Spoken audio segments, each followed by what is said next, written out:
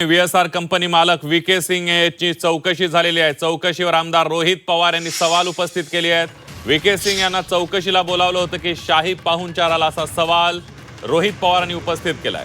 काळ्या काचेच्या गाडीतून का सोडला, असाही सवाल रोहित पवारांनी केलाय। रोहित पवार आज पुणे CID मुख्यालयात जाणार आहेत आणि या सगळ्या संदर्भात CID कडून माहिती घेतील, त्यांना प्रश्न विचारतील।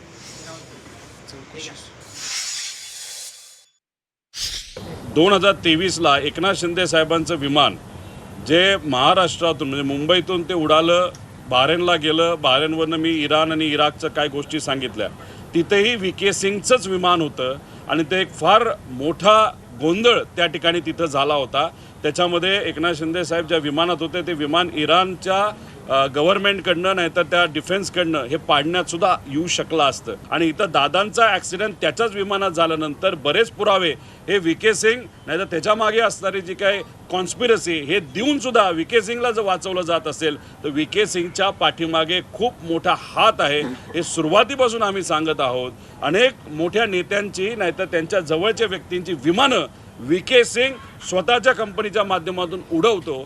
बऱ्याच लोकांचा पैसा VK सिंगच्या कंपनीमध्ये असला असल्यामुळे त्याचे पुरावे आम्ही दिले असल्यामुळे VK सिंगला वाचवलं जातं। पण या चिरकुट माणसाला वाचवण्याच्या नादामध्ये अजितदादांचा जो काही घातपात नाही तर घात झाला नाही तर ॲक्सिडेंट झाला, अजितदादांना मात्र त्या ठिकाणी न्याय देता येत नाही, ही फार दुर्दैवी गोष्ट आहे।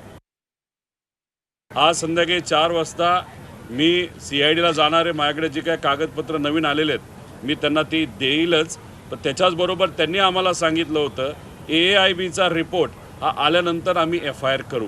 मग आज जाऊन आम्ही त्यांना विचारणार आहोत की तुम्ही FIR करणार आहात का। तसं बघितलं तर लीगली ते FIR केलं पाहिजे, पण बघूया।